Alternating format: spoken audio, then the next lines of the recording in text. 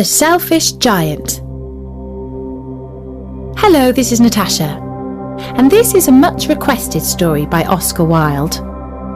It's set in a beautiful garden, which is just a little bit like paradise. The story is called The Selfish Giant.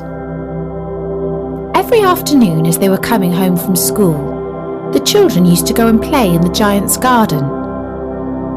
It was a lovely large garden with soft green grass. Here and there over the grass stood beautiful flowers like stars, and there were 12 peach trees that in the springtime broke out into delicate blossoms of pink and pearl, and in the autumn bore rich fruit. The birds sat on the trees and sang so sweetly that the children used to stop their games in order to listen to them. "How happy we are here!" they cried to each other. One day, the giant came back. He had been to visit his friend, the Cornish ogre, and had stayed with him for 7 years. After the 7 years were over, he had said all that he had to say, for his conversation was limited, and he determined to return to his own castle. When he arrived, he saw the children playing in the garden. "What are you doing here?" he cried in a very gruff voice, and the children ran away. "My own garden is my own garden," said the giant. "Anyone can understand that, and I will allow nobody to play in it but myself." And so he built a high wall all around it and put up a notice board. "Trespassers will be prosecuted." He was a very selfish giant. The poor children had nowhere to play. They tried to play on the road, but the road was very dusty and full of hard stones, and they did not like it. They used to wander around the high wall when their lessons were over and talk about the beautiful garden inside. "How happy we were in there," they said to each other. Then the spring came, and all over the country there were little blossoms and little birds. Only in the garden of the selfish giant, it was still winter.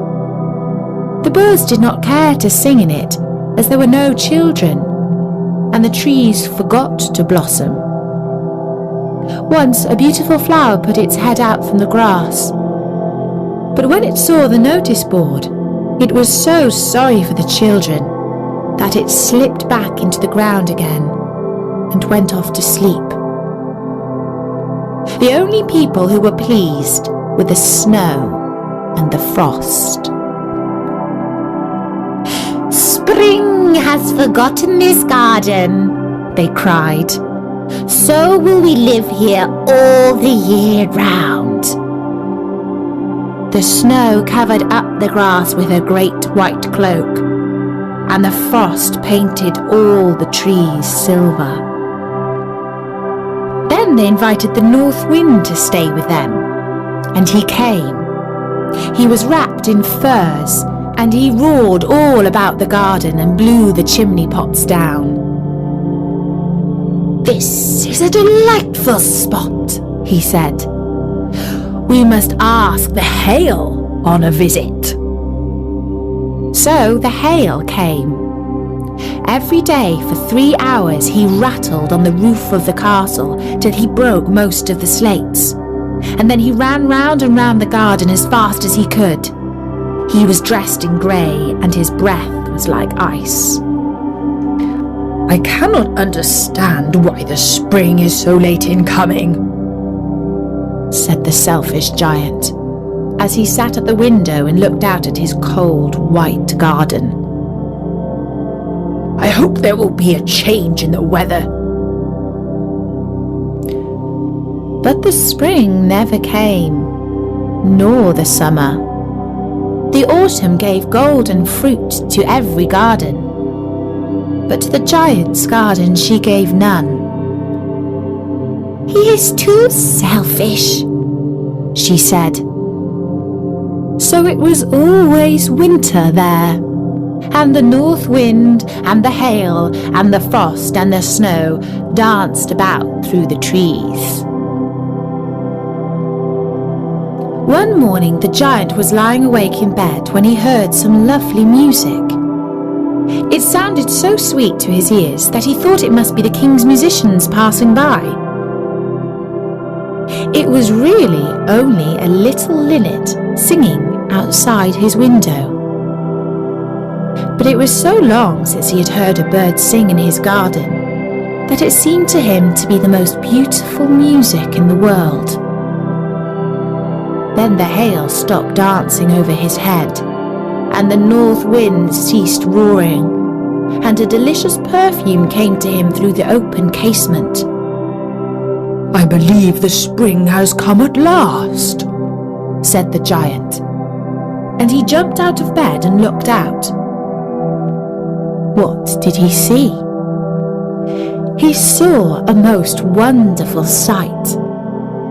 Through a little hole in the wall, the children had crept in, and they were sitting in the branches of the trees.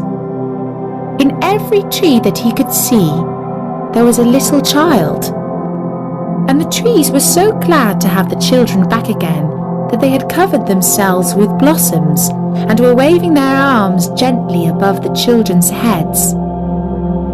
The birds were flying about and twittering with delight, and the flowers were looking up through the green grass and laughing. It was a lovely scene. Only in one corner it was still winter. It was the farthest corner of the garden, and in it was standing a little boy. He was so small that he could not reach up to the branches of the tree, and he was wandering all around it, crying bitterly. The poor tree was still quite covered with frost and snow, and the north wind was blowing and roaring above it. "Climb up, little boy," said the tree, and it bent its branches down as low as it could. But the boy was too tiny, and the giant's heart melted as he looked out. "How selfish I have been," he said. "Now I know why the spring would not come here.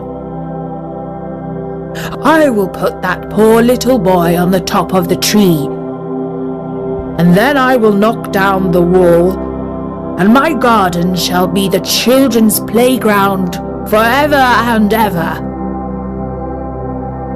He was really very sorry for what he had done.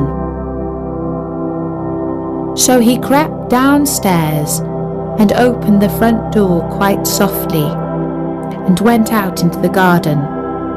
But when the children saw him, they all ran away, and the garden became winter again. Only the little boy did not run, for his eyes were so full of tears that he did not see the giant coming. And the giant stole up behind him and took him gently in his hand and put him up into the tree. And the tree broke at once into blossom, and the birds came and sang on it. And the little boy stretched out his 2 arms and flung them round the giant's neck and kissed him. And the other children, when they saw that the giant was not wicked any longer, came running back, and with them came the spring. "It is your garden now, little children," said the giant. And he took a great axe and knocked down the wall. And when the people were going to market at 12 o'clock, they found the giant playing with the children in the most beautiful garden they had ever seen. All day long they played, and in the evening they came to the giant to bid him goodbye. "But where is your little companion?" he said. "The boy I put into the tree. You must tell him to be sure and come here tomorrow," said the giant. But the children said that they did not know where he lived and had never seen him before. And the giant felt very sad. Every afternoon when school was over, the children came and played with the giant. But the little boy whom the giant loved was never seen again. The giant was very kind to all the children, yet he longed for his first little friend and often spoke of him. "How I would like to see him," he used to say. Years went over, and the giant grew very old and feeble. He could not play about anymore, so he sat in a huge armchair and watched the children at their games and admired his garden. "I have many beautiful flowers," he said, "but the children are the most beautiful flowers of all." One winter morning, he looked out of his window as he was dressing. He did not hate the winter now, for he knew that it was merely the spring asleep and that the flowers were resting. Suddenly he rubbed his eyes in wonder and looked and looked. It certainly was a marvellous sight. In the farthest corner of the garden was a tree quite covered with lovely white blossom. Its branches were all golden, and silver fruit hung down from them. And underneath it stood the little boy he had loved. Downstairs ran the giant in great joy and out into the garden. He hastened across the grass and came near to the child. And when he came quite close, his face grew red with anger, and he said, "Who hath dared to wound thee?" For on the palm of the child's hands were the prints of 2 nails, and the prints of 2 nails were on the little feet. "Who hath dared to wound thee?" cried the giant. "Tell me that I may take my big sword and slay him." "Nay," answered the child, "but these are the wounds of love." "Who art thou?"